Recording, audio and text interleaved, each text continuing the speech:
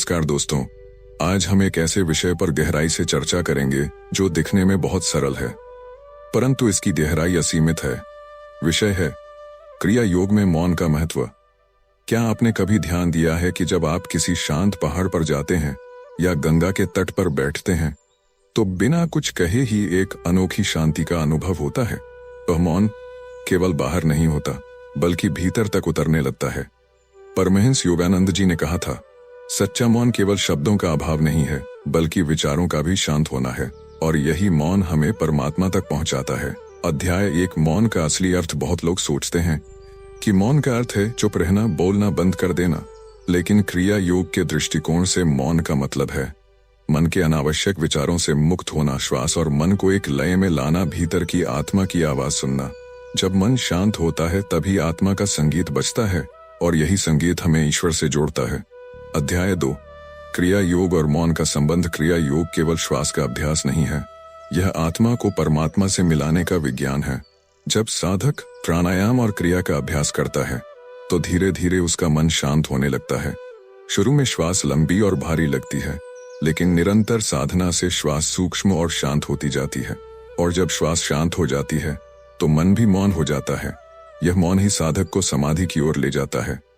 अध्याय 3 मौन क्यों जरूरी है। शक्ति का संचय। जब हम लगातार बोलते हैं या सोचते हैं तो हमारी ऊर्जा बाहर खर्च होती है।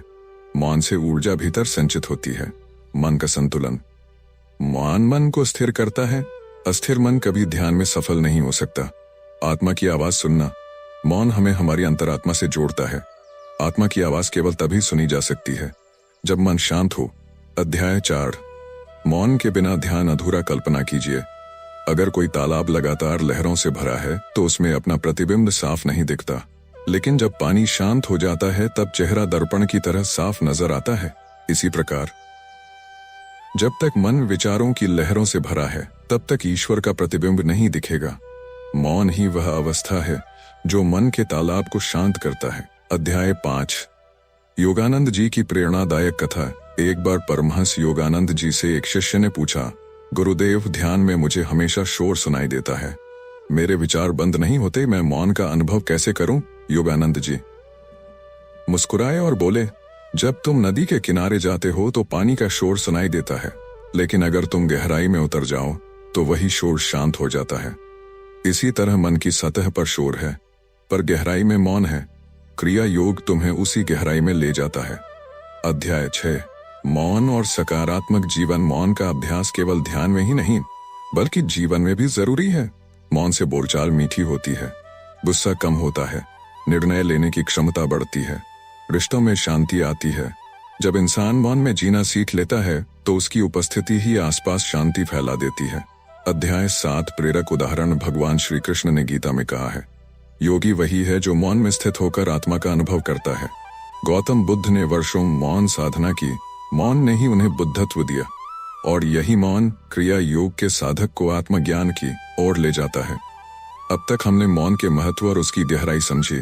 अगले भागों में हम देखेंगे मौन साधना की व्यावहारिक तकनीकें, जीवन में मौन को कैसे लाएं, क्रिया योग में मौन के अनुभव, मौन और परमात्मा का प्रत्यक्ष संबंध। अध्याय 8 मौन साधना की व्यावहारिक तकनीकें। दोस्तों, केवल मौन के महत्व को समझना ही काफी नहीं है, जरूरी यह है कि हम इसे अपनी साधना और जीवन में उतारें। आइए कुछ सरल लेकिन प्रभावी तरीके समझते हैं। एक सुबह का मौन, मॉर्निंग साइलेंस। सुबह उठते ही कुछ देर मौन में बैठें। बोलने या फोन देखने से कम 10 मिनट मौन रहकर अपनी श्वास पर ध्यान दें। इससे दिन भर की ऊर्जा सकारात्मक बनी रहती है। 2 भोजन का मौन। भोजन करते समय कम से कम 5 मिनट बिना बोले खाएं। हर कौर को ध्यान से खाइए। मौन में लिया गया भोजन शरीर और मन दोनों को शांति देता है। 3 साप्ताहिक मौन। सप्ताह में 1 दिन या आधा दिन मौन रहने की आदत डालें। उस दौरान न बोलें, न लिखें, बस आत्मचिंतन करें। परमहंस योगानंद जी अपने शिष्यों को मौन दिवस रखने की प्रेरणा देते थे।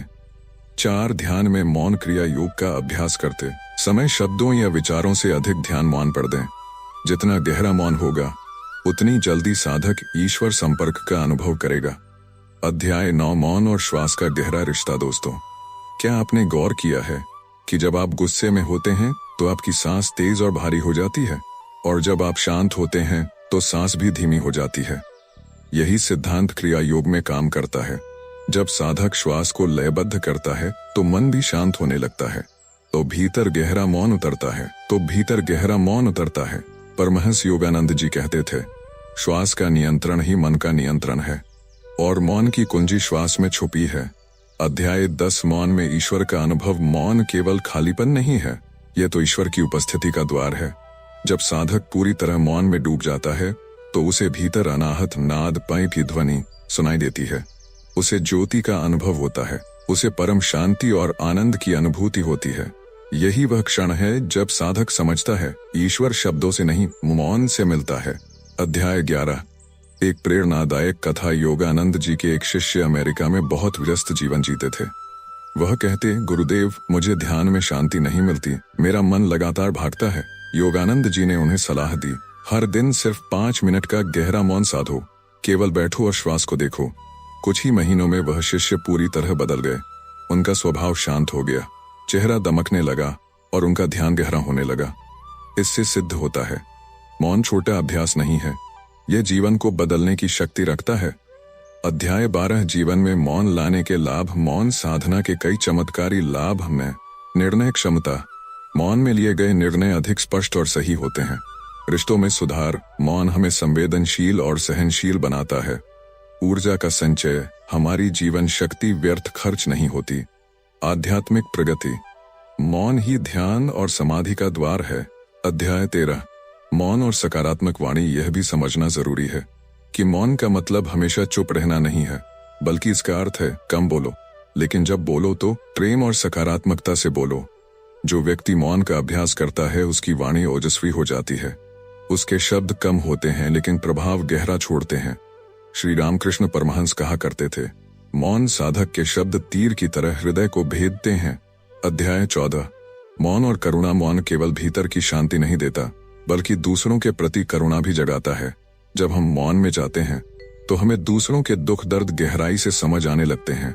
मौन हमें संवेदनशील बनाता है और यही करुणा हमें सच्चा इंसान और सच्चा योगी बनाती है।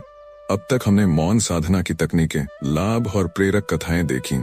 अगले भागों, भाग 3 और भाग 4 में हम समझेंगे मौन और क्रिया योग का रहस्यमय विज्ञान, कैसे मौन हमें समाधि की ओर ले जाता है। महान संतों और गुरुओं के अनुभव जीवन में मौन को स्थायी रूप से कैसे लाएं। अध्याय 15। मौन और क्रिया योग का रहस्यमय विज्ञान। दोस्तों, क्रिया योग केवल श्वास लेने और छोड़ने की तकनीक नहीं है, यह तो एक विज्ञान है जो हमें ऊर्जा, चेतना और ईश्वर से जोड़ता है। जब साधक मौन में जाता है तो उसकी चेतना साधारण से असाधारण हो जाती है। वह केवल सुनने या देखने वाला नहीं रहता, बल्कि वह साक्षी बन जाता है। मौन साधना का गहरा रहस्य यह है, श्वास मौन में घुलती है, मौन आत्मा में घुलता है, आत्मा परमात्मा में मिल जाती है। यही है क्रिया योग का दिव्य रहस्य। अध्याय 16। समाधि का द्वार। समाधि कोई अलग जगह नहीं है, यह तो मौन की गहराई है। जितना गहरा मौन होगा उतनी ऊंची समाधि होगी। सविकल्प समाधि। जब साधक मौन में डूबकर ईश्वर का अनुभव करता है लेकिन थोड़ी देर बाद वापस लौट आता है। निर्विकल्प समाधि। जब साधक इतना गहरा मौन अनुभव करता है कि उसकी व्यक्तिगत पहचान मिट जाती है, वहां केवल ईश्वर और आत्मा की एकता रह जाती है। योगानंद जी कहते थे, मौन ही परमात्मा की भाषा है और समाधि मौन का सर्वोच्च रूप है। अध्याय 17। मौन और ध्यान का विस्तार। जब हम ध्यान में बैठते हैं तो शुरू में मन बार बार भटकता है, लेकिन जैसे जैसे हम मौन साधते हैं ध्यान गहराता जाता है। पहले साधक केवल शरीर की स्थिरता महसूस करता है, फिर श्वास स्थिर होती है, उसके बाद मन स्थिर होता है और अंत में मौन में ईश्वर प्रकट होता है। यही क्रम हर क्रिया योग साधक को अनुभव करना चाहिए। अध्याय 18। महान संतों का अनुभव। एक लाहिड़ी महाशय, उन्होंने हजारों गृहस्थ शिष्यों को सिखाया कि मौन और ध्यान घर में भी संभव है।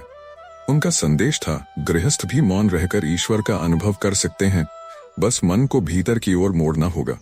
2 स्वामी श्री युक्तेश्वर गिरि वे कहते थे, जब शब्द मौन में खो जाते हैं तभी सच्चा ज्ञान प्रकट होता है। 3 परमहंस योगानंद अमेरिका में, उन्होंने कहा, अमेरिकियों के लिए सबसे बड़ी आवश्यकता है मौन, क्योंकि दौड़ते जीवन में आत्मा की आवाज केवल मौन में ही सुनी जा सकती है। अध्याय 19। मौन और ईश्वर संपर्क। क्या आप जानते हैं कि ईश्वर शब्दों से नहीं बोलते, ईश्वर तो मौन की भाषा में ही संवाद करते हैं। जब साधक गहरे ध्यान में बैठता है तो वह भीतर से एक दिव्य मार्गदर्शन महसूस करता है। यह मार्गदर्शन शब्दों में नहीं बल्कि भावनाओं और अंतर्ज्ञान के रूप में आता है। यही है ईश्वर की भाषा, मौन। इसीलिए शास्त्रों में कहा गया है, ऋषि मौन में श्रुति सुनते थे। अध्याय 20 मौन और कर्मों का दहन। क्रिया योग का एक रहस्य यह भी है कि मौन और श्वास का अभ्यास पुराने कर्मों को जलाता है। जब साधक क्रिया करता है तो वह श्वास के माध्यम से पुराने संस्कारों को बाहर निकालता है। मौन साधना उस आग को और तेज कर देती है। परिणाम स्वरूप साधक धीरे धीरे कर्म बंधन से मुक्त होने लगता है। इसीलिए कहा गया है, क्रिया योग में मौन वह अग्नि है जो कर्मों की जंजीरों को जलाती है। अध्याय 21 मौन का स्थायी अभ्यास। दोस्तों, मौन केवल ध्यान में ही नहीं बल्कि पूरे जीवन में अपनाना चाहिए। कुछ व्यवहारिक कदम। दिन में 2-3 बार 2 मिनट का मौन, बीच बीच में काम रोककर मौन में श्वास देखें। कम शब्द, गहरे शब्द, केवल वही बोलें जो जरूरी और सकारात्मक हो। रात का मौन, सोने से पहले कुछ मिनट मौन रहकर दिन का आत्मचिंतन करें। मौन और संगीत। कभी कभी ओम या मंत्र का जप करके मौन में बैठें। इससे भीतर का मौन और भी गहरा होता है। अध्याय 22 प्रेरक उदाहरण। मौन का चमत्कार। एक बार एक साधक ध्यान के लिए हिमालय गया। वह कई दिनों तक बोलता नहीं था, केवल मौन में बैठा रहा। शुरू में उसे बेचैनी हुई, लेकिन धीरे धीरे उसके विचार शांत होने लगे। एक दिन अचानक उसे ऐसा अनुभव हुआ कि पूरा ब्रह्मांड मौन है, न कोई आवाज, न कोई हलचल, और उस मौन में उसे ईश्वर का प्रत्यक्ष अनुभव हुआ। वह समझ गया कि मौन केवल खालीपन नहीं बल्कि ईश्वर की उपस्थिति है। अध्याय 23 मौन और आंतरिक आनंद, ब्लिस। मौन केवल शांति ही नहीं देता बल्कि यह आनंद का स्रोत भी है। जब साधक मौन में प्रवेश करता है तो वह पाता है कि भीतर एक दिव्य सुख का स्रोत बह रहा है। यह सुख किसी वस्तु, व्यक्ति या परिस्थिति पर निर्भर नहीं करता। यह तो आत्मा का स्वाभाविक आनंद है। परमहंस योगानंद जी कहते थे, ईश्वर आनंद है और आनंद का अनुभव केवल मौन में होता है। यही कारण है कि ध्यान करने वाले साधक हमेशा भीतर से प्रसन्न दिखाई देते हैं। अध्याय 24 मौन और गुरु की कृपा। दोस्तों, गुरु और शिष्य का संबंध भी मौन से ही सबसे गहरा होता है। शब्द केवल बाहरी शिक्षण है, लेकिन सच्चा ज्ञान गुरु मौन में ही शिष्य को देते हैं। लाहिड़ी महाशय अपने शिष्यों से कहते थे, गुरु की कृपा शब्दों से नहीं, मौन की धारा से बहती है। जब शिष्य मौन में बैठता है तो उसे लगता है जैसे गुरु उसके हृदय में बोल रहे हैं। यह अनुभव शब्दों से परे है। अध्याय 25 मौन और भविष्य। मौन केवल वर्तमान को ही नहीं बदलता बल्कि यह भविष्य को भी संवारता है, क्योंकि मौन में लिया गया हर निर्णय सही दिशा देता है। मौन से आप गलतियों से बचते हैं। मौन से आपका कर्म सुधारता है। मौन से आपका जीवन पवित्र बनता है। इसलिए जो साधक मौन को अपनाता है उसका भविष्य हमेशा उज्जवल होता है। अध्याय 26 जीवन को मौनमय बनाने की साधना। अब सवाल है, हम अपने जीवन को स्थायी रूप से मौनमय कैसे बनाएं? 1 दैनिक अभ्यास। हर दिन कम से कम 15-20 मिनट मौन ध्यान करें। 2 अभ्यस्त मौन बातचीत को सीमित करें और अनावश्यक शब्दों से बचें। 3 मौन और जप, ओम या ईश्वर के नाम का जप करें और फिर मौन में डूब जाएं। 4 मौन और प्रकृति। कभी कभी प्रकृति में जाकर मौन साधना करें। पक्षियों की चहचहाहट, हवा की सरसराहट और नदी की धारा आपको गहरे मौन में ले जाएगी। 5 मौन और आत्मचिंतन। दिन भर की गतिविधियों पर मौन में चिंतन करें, इससे आत्म सुधार होता है। अध्याय 27 मौन और सेवा। मौन केवल अपने लिए नहीं है, यह हमें दूसरों की सेवा के लिए तैयार करता है। जब साधक मौन में जाता है तो उसमें प्रेम और करुणा का स्रोत जग जाता है। वह बिना दिखावे के दूसरों की मदद करता है। उसकी सेवा मौन होती है, लेकिन उसका प्रभाव गहरा होता है। अध्याय 28 मौन और मृत्यु का भय। बहुत लोग मृत्यु से डरते हैं, लेकिन मौन साधक जानता है कि आत्मा अमर है। जब वह गहरे मौन में जाता है तो मृत्यु का भय मिट जाता है। क्रिया योग के माध्यम से साधक मृत्यु से पहले ही मृत्यु का अनुभव कर लेता है। वह देख लेता है कि शरीर मौन हो सकता है, लेकिन आत्मा सदा जीवित रहती है। इसलिए मौन साधना हमें मृत्यु से भी निर्भीक बना देती है। अध्याय 29 मौन और परम आनंद का मिलन। जब साधक निरंतर मौन में प्रवेश करता है तो धीरे धीरे उसकी आत्मा परमात्मा से एक हो जाती है। वह अनुभव करता है, मैं शरीर नहीं हूँ, मैं मन नहीं हूँ, मैं आत्मा हूँ, और आत्मा मौन में ही ईश्वर से मिलती है। यही है क्रिया योग की अंतिम साधना, मौन में परमात्मा का मिलन। अध्याय 30 समापन। प्रेरक संदेश। प्रिय साथियों, हमने इस पूरी यात्रा में देखा कि मौन केवल चुप रहना नहीं है, यह तो आत्मा की भाषा है। यह हमारी चेतना को शुद्ध करता है। यह हमें समाधि की ओर ले जाता है। यह जीवन को आनंदमय और भविष्य को उज्जवल बनाता है। यदि आप क्रिया योग का अभ्यास करते हैं तो मौन को अपना मित्र बना लीजिए। यदि आप जीवन को सफल और आत्मा को मुक्त करना चाहते हैं तो मौन को अपना मार्ग बना लीजिए। परमहंस योगानंद जी का वचन याद रखें, मौन में ईश्वर की प्रत्यक्ष उपस्थिति है। जब तुम मौन में बैठते हो तो समझ लो कि ईश्वर तुम्हारे पास है। दोस्तों, आशा करता हूं कि क्रिया योग में मौन का महत्व पर यह गहरी चर्चा आपके हृदय को छू गई होगी। यदि यह संदेश आपको प्रेरणा देता है तो इसे अपने जीवन में उतारें और दूसरों तक भी पहुंचाएं। मौन अपनाएं, क्रिया योग अपनाएं और परमात्मा से एकाकार हो जाएं।